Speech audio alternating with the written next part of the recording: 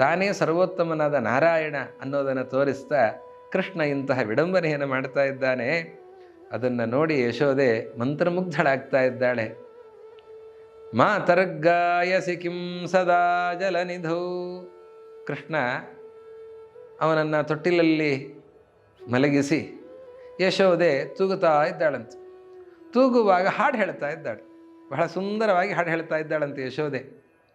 ಹಾಡು ಹೇಳ್ತಾ ಇರುವಾಗ ಕೃಷ್ಣ ಕೇಳಿದ್ನಂತೆ, ಅಮ್ಮ ಏನು ಹಾಡ್ತಾ ಇದ್ದಿ? ಯಾವಾಗಲೂ ಹಾಡ್ತಾ ಇದ್ದಾಳಲ್ಲ ಯಶೋದೆ. ಅದಕ್ಕೆ ಕೃಷ್ಣ ಕೇಳ್ತಾನೆ, ಏನು ಹಾಡ್ತಾ ಇದ್ದಿ ಅಮ್ಮ ಅಂತ.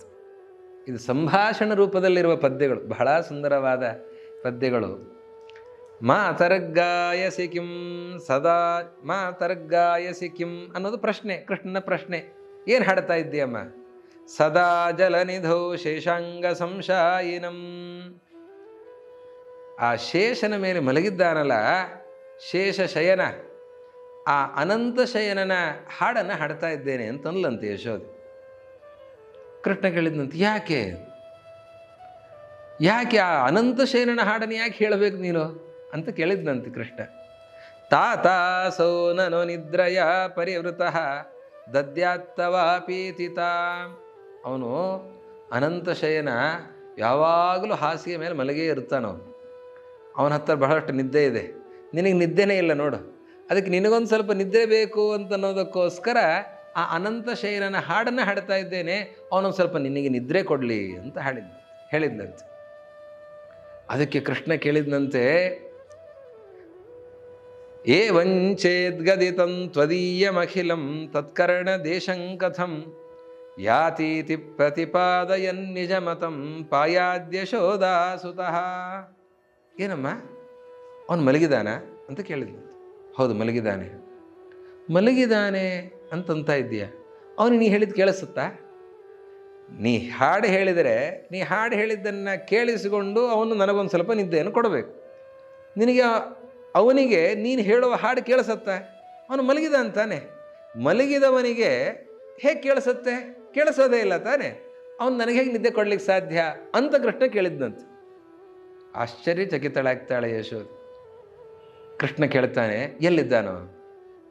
ಅವನು ಅಲ್ಲಿದ್ದಾನೆ, ಕ್ಷೀರ ಸಮುದ್ರದಲ್ಲಿದ್ದಾನೆ. ನೀನು ಹೇಳೋ ಹಾಡು ಅಲ್ಲಿ ತನಕ ಹೋಗುತ್ತಾ ಅಂತ ಕೇಳಿದ್ದೆ. ಅಲ್ಲಿ ಕ್ಷೀರ ಸಮುದ್ರ ತನಕ ಹೋಗುತ್ತಾ ನಿನ್ನ ಹಾಡು ಅಂತ. ಅವನು ಅಲ್ಲಿದ್ದಾನೆ, ನೀನು ಇಲ್ಲಿ ಹಾಡ್ತಾ ಇದ್ದಿ. ಇಲ್ಲಿ ನೀನು ಹಾಡಿದರೆ ಅವನಿಗೆ ಹೇಗೆ ಕೇಳಿಸ್ಬೇಕು? ಅವನು ಮಲಗಿದ್ದಾನೆ, ಅವನಿಗೆ ಹೇಗೆ ಕೇಳಿಸ್ಬೇಕು? ಹೀಗಾಗಿ ನೀನು ಹೇಳಿದ ಹಾಡನ್ನು ಅವನು ಕೇಳಿ ನನಗೆ ನಿದ್ದೆ ಕೊಡೋದು ಹೇಗೆ ಅಂತ ಕೃಷ್ಣ ಕೇಳ್ತಾನೆ.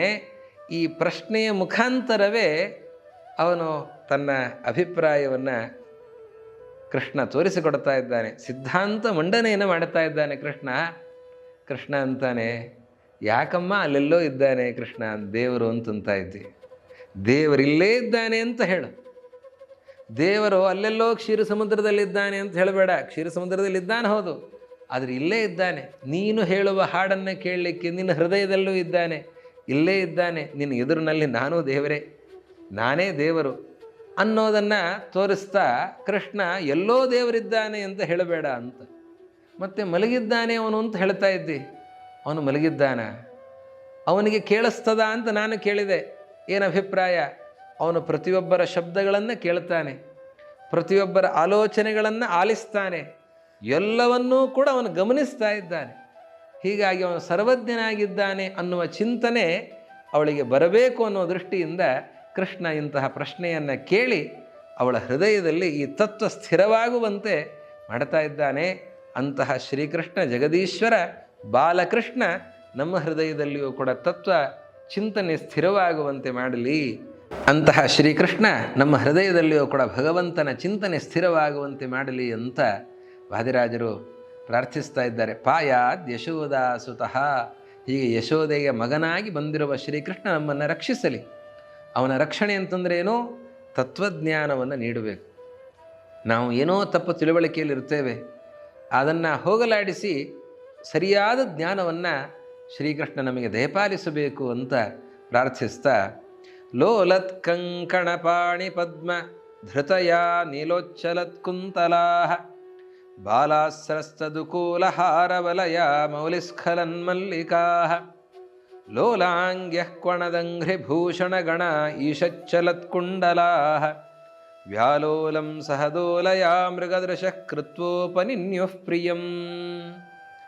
ಆ ಶ್ರೀಕೃಷ್ಣ ತೊಟ್ಟಿಲಲ್ಲಿ ಮಲಗಿರುವಾಗ ಅನೇಕ ಗೊಲ್ಲತಿಯರು, ಬಾಲಿಕೆಯರು ಅವರೆಲ್ಲ ಬರ್ತಾ ಇದ್ದಾರೆ.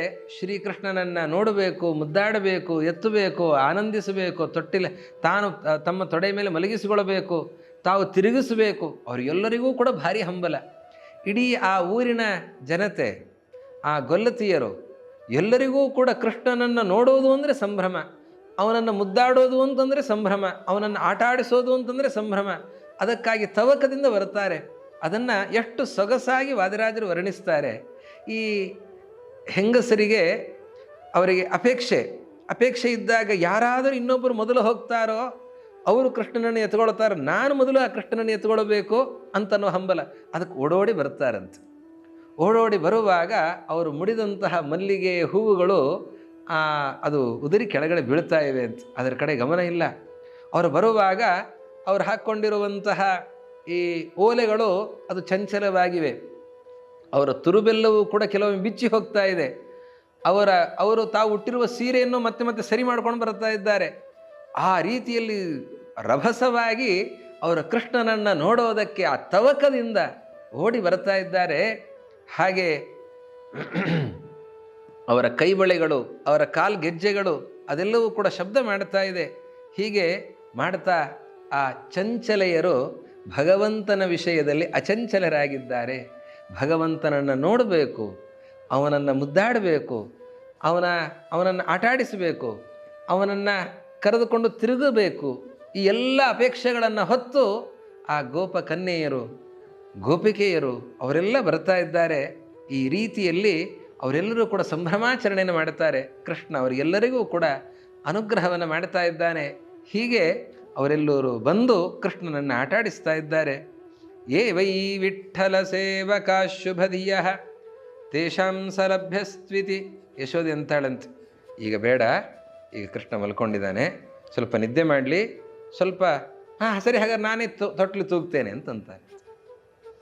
ಕೃಷ್ಣನನ್ನು ಎತ್ಕೊಂಡು ಹೋಗೋದು ಬೇಡ, ಮುದ್ದಾಡೋದು ಬೇಡ, ಈಗ ಎತ್ಕೊಳ್ಳೋದು ತಿರುಗಿಸೋದು ಎಲ್ಲ ಬೇಡ ಅಂತಂದರೆ ಹಾಗಾದ್ರೆ ಮಲಗಿಸ್ಬೇಕಾ, ನಾನು ಮಲಗಿಸ್ತೇನೆ ಅಂತ. ಅದರಲ್ಲಿಯೂ ತವಕ, ನಾನು ಮಲಗಿಸ್ತೇನೆ ಅಂತ. ಆ ತೊಟ್ಟಿಲಿನಲ್ಲಿ ಕೃಷ್ಣನನ್ನು ಇಟ್ಟು ತೂಗುತ್ತಾ ಇದ್ದಾರೆ. ಹೇಳ್ತಾರೆ ವಾದಿರಾಜರು, ಆ ತೂಗುತ್ತಾ ಇರುವ ತೊಟ್ಟಿಲೇ ತತ್ವವನ್ನು ಹೇಳ್ತಾ ಇದೆ. ನೋಡಿ ಎಷ್ಟು ಚೆನ್ನಾಗಿದೆ ಆ ತೊಟ್ಟಿಲು. ಯೇ ವೈ ವಿಠ್ಠಲ ಸೇವಕಾ ಶುಭಧಿಯ ತೇಷಾಂ ಸಲಭ್ಯಸ್ತ್ವಿತಿ ಪ್ರಾಯೋ ಜ್ಞಾಪಯಿತುಂ ಮುರದ್ವಿಷಮಿತಃ ಸಂಪ್ರಾಪಯಂತೆ ಕದಾ ಅನ್ಯೇಷಾಂ ಸಹಿದೋಯಗಸ್ತ್ವಿತಿ ತತಃ ಪ್ರಾಪ್ತಂಚ ತಂಕುರುವತಿ ದೋಲಾಸಾ ಮಣಿಮಂಡಿತಾ ವಿಜಯತೆ ಸ್ವಾನಂದಮೂರ್ತೆ ಶಿಶೋ. ಆ ಕೃಷ್ಣನ ತೊಟ್ಟಿಲು ಎಷ್ಟು ಸುಂದರವಾದಂತಹ ತೊಟ್ಟಿಲು. ಆ ತೊಟ್ಟಿಲು ಹಿಂದೆ ಹೇಳಿದಂತೆ ಬಂಗಾರದ ಸರಪಳಿಗಳು, ಮುತ್ತಿನ ರತ್ನದ ಗೊಂಚಲುಗಳು ಅದರಿಂದ ಕಂಗೊಳಿಸ್ತಾ ಇದೆ. ಅಂತಹ ಸುಂದರವಾದ ಆ ತೊಟ್ಟಿಲಿನಲ್ಲಿ ಕೃಷ್ಣನನ್ನು ಹಾಕಿ ತೂಗುತ್ತಾ ಇದ್ದಾರೆ. ತೂಗುವಾಗ ಆ ತೊಟ್ಟಿಲಿಗೆ ಒಂದು ಚಿನ್ನದ ಸರಪಳಿ, ಆ ಸರಪಳಿಯನ್ನು ಕೈಯಲ್ಲಿ ಹಿಡಿತಾರೆ. ಹಿಡಿದು ಅದನ್ನು ಎಳಿತಾರೆ. ತೊಟ್ಟಿಲು ತೂಗುವ ಕ್ರಮ ಹಾಗೆ. ಅದನ್ನು ಎಳೆದಾಗ ಆ ತೊಟ್ಟಿಲು ಹತ್ತಿರಕ್ಕೆ ಬರುತ್ತದೆ, ಅದನ್ನು ಬಿಟ್ಟಾಗ ಆ ತೊಟ್ಟಿಲು ದೂರಕ್ಕೆ ಹೋಗುತ್ತೆ. ಏನು ಹೇಳ್ತಾ ಇದೆ ಈ ತೊಟ್ಟಿಲು? ಹೇಳುತ್ತಂತೆ, ಯಾರು ವಿಠ್ಠಲನ ಸೇವೆಯನ್ನು ಮಾಡ್ತಾರೆ, ಎಳೆಯೋದು ಬಿಡೋದು. ಎಳೆಯೋದು ಅಂದರೆ ಕೃಷ್ಣನ ಸೇವೆ ಮಾಡೋದು. ಭಗವತ್ ಸೇವೆಯನ್ನು ಯಾರು ಮಾಡ್ತಾ ಇದ್ದಾರೆ, ನಾನು ಭಗವದ್ ಆರಾಧನೆಯನ್ನು ಮಾಡಬೇಕು ಅಂತ ಯಾರು ಪರಮಾತ್ಮನ ಕಡೆಗೆ ಧಾವಿಸ್ತಾ ಇದ್ದಾರೆ, ಪರಮಾತ್ಮನ ಸೇವಾಸಕ್ತರಾಗಿದ್ದಾರೆ, ಅವರ ಬಳಿಗೆ ಕೃಷ್ಣನೇ ಬರುತ್ತಾನೆ. ತೊಟ್ಟಿಲು ಬಂದುಬಿಡುತ್ತೆ ನೋಡಿ. ತೊಟ್ಟಿಲು ಬಂದಾಗ ತೊಟ್ಟಿಲಿನಲ್ಲಿರುವ ಕೃಷ್ಣನೇ ಬಂದ. ಯಾರು ಕೃಷ್ಣನ ಸೇವಾಸಕ್ತರಾಗಿದ್ದಾರೆ ಅವರ ಬಳಿಗೇ ದೇವರು ಬರ್ತಾನೆ. ಯಾರು ಬಿಡುತ್ತಾರೆ, ಪರಮಾತ್ಮನ ಆರಾಧನೆಯನ್ನು ಮಾಡೋದಿಲ್ಲ, ತೊಟ್ಟಿಲನ್ನು ಆ ಕೈಯಲ್ಲಿರೋ ಸರಪಳಿಯನ್ನು ಬಿಟ್ಟರೆ ಅದು ದೂರಕ್ಕೆ ಹೋಯಿತು. ತೊಟ್ಟಿಲು ದೂರಕ್ಕೆ ಹೋಯಿತು. ಎಳೆದರೆ ಹತ್ತಿರಕ್ಕೆ ಬಂತು, ಬಿಟ್ಟರೆ ದೂರಕ್ಕೆ ಹೋಯಿತು. ಪರಮಾತ್ಮನ ಸೇವೆ ಮಾಡುವವರಿಗೆ ಕೃಷ್ಣ ಹತ್ತಿರ ಆಗ್ತಾನೆ, ಬಿಟ್ಟವರಿಗೆ ದೂರ ಆಗ್ತಾನೆ ಅನ್ನುವ ಮಹತ್ತತ್ವವನ್ನು ಏವೈ ವಿಠ್ಠಲ ಸೇವಕಾ ಶುಭಧಿಯ, ಒಳ್ಳೆ ಮನಸ್ಸಿನವರು, ತೇಷಾಂ ಸಹ ಲಭ್ಯ, ಅಂಥವರಿಗೆ ಶ್ರೀಕೃಷ್ಣ ಲಭ್ಯನಾಗ್ತಾ ಇದ್ದಾರೆ. ಪ್ರಾಯೋ ಜ್ಞಾಪಯಿತು ಮುರದ್ವಿಷಮಿತಃ ಸಂಪ್ರಾಪಯಂತೆ ಕದ. ಅನ್ಯೇಷಾಂ, ಯಾರು ಕೃಷ್ಣಾರಾಧನೆಯನ್ನು ಮಾಡೋದಿಲ್ಲ, ದೂರಗಃ, ಅವರಿಗೆ ಅವನು ದೂರದಲ್ಲಿರುತ್ತಾನೆ. ತಂಕುರುವತಿ ದೋಲಾಸ ಮಣಿಮಂಡಿತ ವಿಜಯತೆ ಸ್ವಾನಂದ ಮೂರ್ತೆ ಶಿಶೋಹೋ. ಆನಂದ ಸ್ವರೂಪನಾದ ಶ್ರೀಕೃಷ್ಣನ ತೊಟ್ಟಿಲು ಇಂತಹ ಸೊಗಸಾದ ಆ ಪ್ರಮೇಯವನ್ನು ಜಗತ್ತಿಗೆ ತಿಳಿಸಿಕೊಡ್ತಾ ಇದೆ. ಸ್ತನೋತ್ಥ ದುಗ್ಧೇನ ಸುತೃಪ್ತಮೇನಂ ನಿರೂಪಯಂತ್ಯ ಸಹರಿರ್ಜಗಂತಿ ಪ್ರದರ್ಶಯಾಮಾಸನ ತೃಪ್ತಿರಸ್ಮಾತ್ ಉದಾರ ದೇಹಸ್ಯ ಮಮೇತಿ ಶಿಕ್ಷನ್. ಕೃಷ್ಣನ ಹಲವು ರೀತಿಯ ಆರಾಧನೆಯನ್ನು ಯಶೋದೆ ಮಾಡ್ತಾ ಇದ್ದಾಳೆ. ಆದರೆ ಯಾವಾಗಲೂ ಕೂಡ ಇವನು ಕೃಷ್ಣ ಅಂತ ಭಾವಿಸ್ತಾಳೆ ಹೊರತಾಗಿ ಇವನು ನಾರಾಯಣ ಅಂತನೋ ಭಾವನೆ ಬರಲ್ಲ. ಇವನೇ ದೇವರು ಅನ್ನುವ ಚಿಂತನೆ ಬರಲ್ಲ. ಅದನ್ನು ಮರೆತು ಬಿಟ್ಟಿರುತ್ತಾಳೆ. ಆ ಎಚ್ಚರ ಇರಲ್ಲ. ಆ ಎಚ್ಚರಿಕೆ ಯಾವಾಗಲೂ ಇದ್ದರೆ ಎಷ್ಟು ಪುಣ್ಯ ಬರುತ್ತೆ. ಅಷ್ಟು ಪುಣ್ಯವನ್ನು ಸ್ವೀಕರಿಸುವ ಅರ್ಹತೆ ಯಶೋದೆಗಿಲ್ಲ. ಅದಕ್ಕೆ ಕೃಷ್ಣ ಮರೆಸಿಬಿಟ್ಟಿರ್ತಾನೆ. ಆದರೆ ಯಾವಾಗಲೂ ಮರೆತೇ ಬಿಟ್ಟಿದ್ದರೆ ಅಂಥ ಪುಣ್ಯವೇ ಬರೋದಿಲ್ಲ. ಕೃಷ್ಣನೇ ಮಗನಾಗಿ ಬಂದರೂ ಕೂಡ ಅಂಥ ಭಾಗ್ಯವೇ ಇಲ್ಲ ಅಂತಾಗಿ ಹೋಗುತ್ತೆ. ಸಾತ್ವಿಕ ಚೇತನ ತಪಸ್ಸನ್ನು ಮಾಡಿ ಕೃಷ್ಣ ಮಗನಾಗಿ ಬರಬೇಕು ಅಂತ ಕೇಳಿಕೊಂಡಿದ್ದಾಳೆ. ಹೀಗಾಗಿ ಕೃಷ್ಣ ಅವಳಿಗೆ ಆಗಾಗ ನೆನಪು ಮಾಡಿಕೊಡ್ತಾ ಇದ್ದಾನಂತೆ. ಕೃಷ್ಣನ ಮಹಿಮೆ ನೋಡಿ ಯಾವಾಗಲೂ ನೆನಪು ಬರೋದಿಲ್ಲ. ಪೂರ್ತಿಯಾಗಿ ಮರೆತು ಬಿಟ್ಟರೆ ಆವಾಗ ಪುಣ್ಯವೇ ಸಿಗೋದಿಲ್ಲ. ಅದಕ್ಕೆ ಕೃಷ್ಣ ಏನು ಮಾಡ್ತಾನೆ, ಆಗಾಗ ನಾನು ದೇವರು ಅನ್ನೋದನ್ನು ತೋರಿಸಿಕೊಡ್ತಾ ಇದ್ದಾನೆ. ಒಮ್ಮೆ ತನ್ನ ತೊಡೆ ಮೇಲೆ ಹಾಕಿ ಮಲಗಿಸಿಕೊಂಡಿದ್ದಾಳೆ ಯಶೋದೆ. ಅವನಿಗೆ ಎದೆ ಹಾಲನ್ನು ಉಣಿಸಿದ್ದಾಳೆ. ಆಮೇಲೆ ಕೃಷ್ಣ ಬಾಯಿ ತೆಗೆದಂತೆ, ಹೊಟ್ಟೆ ತುಂಬಿತು ಅಂತ ಹೇಳಿ ಸ್ತನ್ಯಪಾನವನ್ನು ಬಿಟ್ಟ. ಆಯ್ತಪ್ಪ, ನಿನಗೆ ಹೊಟ್ಟೆ ತುಂಬಿದೆ, ಮಲ್ಕೊಳ್ತೀಯಾ ಅಂತ ಹೀಗೆ ತಟ್ಟಬೇಕು ಅಂತ ಹೀಗೆ ತಟ್ತಾ ಇದ್ದಾಳೆ ಯಶೋದೆ.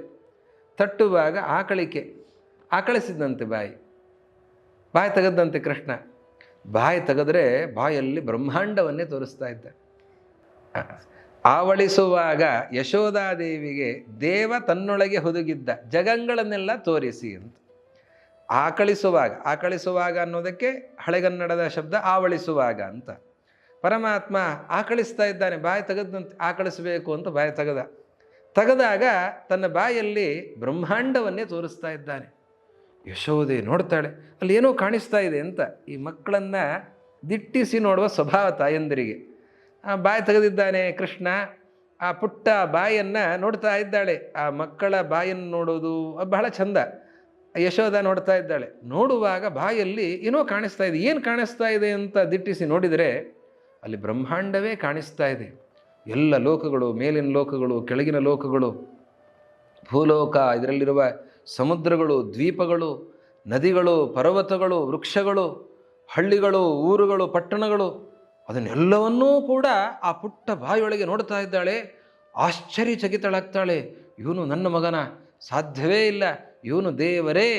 ಬಾಯಲ್ಲಿ ಬ್ರಹ್ಮಾಂಡವನ್ನು ಹೊತ್ತಿದ್ದಾನೆ ಅಂದರೆ ಇವನು ನಾರಾಯಣನೇ ಅಂತ ಅವಳಿಗೆ ಭಾವನೆ ಬಂತಂತೆ. ತತ್ಕ್ಷಣದಲ್ಲಿ ಬಾಯಿ ಮುಚ್ಚಿದ್ದಂತೆ. ಅಮ್ಮ ಅಂತ ಅಂದುಬಿಟ್ನಂತೆ. ಅಮ್ಮ ಅಂತ ಅಂದು ಕೂಡಲೇ ಮೈ ಮರೆತು ಬಿಟ್ಟಿದ್ದಾಳೆ. ಮತ್ತೆ ನನ್ನ ಮಗ ಅಂತ ಮುದ್ದಾಡ್ತಾ ಇದ್ದಾಳೆ. ಆವಾಗ ಅವಳಿಗೆ ಅನ್ನಿಸ್ತಂತೆ, ಯಾವಾಗ ಬಾಯಲ್ಲಿ ಬ್ರಹ್ಮಾಂಡವನ್ನು ತೋರಿಸಿದ್ನೋ ಆವಾಗ ಅವಳಿಗೆ ಅನ್ನಿಸ್ತು, ನಾನು ಎದೆ ಹಾಲನ್ನು ಉಣಿಸಿದೆ, ಕೃಷ್ಣನಿಗೆ ಹೊಟ್ಟೆ ತುಂಬಿತು ಅಂತನೋ ಭಾವನೆ ಬಂದಿತ್ತು. ಹೊಟ್ಟೆ ತುಂಬಿತಾ ಕೃಷ್ಣ ಮಲ್ಕೋ ಅಂತ ಈ ತಟ್ಟಬೇಕು ಅಂತನ್ನುವಾಗ ಕೃಷ್ಣ ಬಾಯಿ ತೆಗೆದ ಬ್ರಹ್ಮಾಂಡ ಕಾಣಿಸ್ತು. ಆವಾಗ ಅಂತಾಳೆ, ಈ ಬ್ರಹ್ಮಾಂಡವನ್ನು ಹೊತ್ತವನಿಗೆ ನನ್ನ ಎದೆ ಹಾಲಿನಿಂದ ಹೊಟ್ಟೆ ತುಂಬತ್ತಾ? ನಾನು ಇವನ ಹೊಟ್ಟೆ ತುಂಬಲಿಕ್ಕೆ ಸಾಧ್ಯ ಇದೆಯಾ ಅಂತನ್ನುವ ಭಾವನೆ ಅವಳಿಗೆ ಜಾಗೃತವಾಗಿದೆ. ಆ ರೀತಿಯಲ್ಲಿ ಮುಖೇ ಸಲೋಕಾನ್ ಖಲು ಲೋಕಯಿತ್ವ ತದಂತರೇಂಬಾಂ ಸಗೃಹಾಂ ಸನಾಥಾಂ ಅಖಂಡಯತ್ ಪುತ್ರಮತಿಂ ಜನನ್ಯಾಂ ಅಯೋಜಯದ್ ವಿಶ್ವಪಿತೃತ್ವ ಬುದ್ಧಿಂ. ಬಾಯಲ್ಲಿ ಲೋಕಗಳನ್ನು ತೋರಿಸ್ತಾನೆ. ಆಮೇಲೆ ಆ ಲೋಕಗಳ ಮಧ್ಯದಲ್ಲಿ ಎಷ್ಟರ ಮಟ್ಟಿಗೆ ಎಲ್ಲವನ್ನು ತೋರಿಸ್ತಾನೆ. ಭೂಲೋಕ, ಆ ಭೂಲೋಕದಲ್ಲಿ ಸಪ್ತದ್ವೀಪ, ಸಪ್ತ ಸಮುದ್ರಗಳು, ಅದರ ಮಧ್ಯದಲ್ಲಿರುವ ಜಂಬೂದ್ವೀಪ, ಆ ಜಂಬೂದ್ವೀಪದಲ್ಲೂ ನವವರ್ಷಗಳು, ಆ ನವವರ್ಷದಲ್ಲಿ ಭಾರತ ವರ್ಷ, ಆ ಭಾರತ ವರ್ಷದಲ್ಲಿಯೂ ಕೂಡ ಅನೇಕ ಭಾಗಗಳು, ರಾಜ್ಯಗಳು, ಪಟ್ಟಣಗಳು, ನದಿಗಳು, ಪರ್ವತಗಳು, ವೃಕ್ಷಗಳು. ಅದರ ಮಧ್ಯದಲ್ಲಿ ಮಥುರಾ ಪಟ್ಟಣದ ಹತ್ತಿರದಲ್ಲಿ ಯಮುನಾ ನದಿ, ಯಮುನಾ ನದಿಯ ಹತ್ತಿರದಲ್ಲಿ ಇರುವಂತಹ ಗೋಕುಲ, ಆ ಗೋಕುಲದಲ್ಲಿಯೂ ಕೂಡ ತಮ್ಮ ಮನೆಯಲ್ಲಿಯೂ ತಾನು ತನ್ನ ತೊಡೆಯ ಮೇಲಿರುವಂತಹ ಶ್ರೀಕೃಷ್ಣ. ತದಂತರೆ ಅಂಬಾಂ ಸಗೃಹಾಂ ಸ ನಾಥಾಂ, ಅವಳ ಗಂಡ ನಂದಗೋಪ ಎಲ್ಲವನ್ನೂ ಕೂಡ ಅಲ್ಲೇ ತನ್ನ ಬಾಯೊಳಗೆ ತೋರಿಸೇ ಬಿಟ್ಟನಂತೆ ಕೃಷ್ಣ. ಆವಾಗ ಅವಳಿಗೆ ಆಶ್ಚರ್ಯ ಆಗಿದೆ, ನನ್ನ ಮಗನಲ್ಲ ಇವನ ನಾರಾಯಣ ಅಂತನ್ನುವ ಚಿಂತನೆ ಅವಳಿಗೆ ಜಾಗೃತವಾಗಿದೆ. ಆ ರೀತಿಯಲ್ಲಿ ಯಶೋದೆಗೂ ಆಗಾಗ ತಾನು ನಾರಾಯಣ ಅನ್ನೋದನ್ನು ತಿಳಿಸಿಕೊಟ್ಟು ಅವಳು ಮಾಡುವ ಸೇವೆಗೆ ಬಹಳವಾದಂಥ ಫಲ ಸಿಗುವಂತೆ, ಆ ಚಿಂತನೆಯಿಂದ ಸಹಿತವಾಗಿ ಸೇವೆಯನ್ನು ಮಾಡಿದಾಗ ಮಾತ್ರ ಫಲ ಸಿಗಲಿಕ್ಕೆ ಸಾಧ್ಯ. ಹಾಗೆಯೇ ಆ ಸೇವೆಯನ್ನು ಮಾಡಿದರೆ ಆ ಫಲ ಸಿಗಲಿಕ್ಕೆ ಸಾಧ್ಯ ಇಲ್ಲ, ಅಲ್ಪ ಫಲ ಸಿಗತ್ತೆ.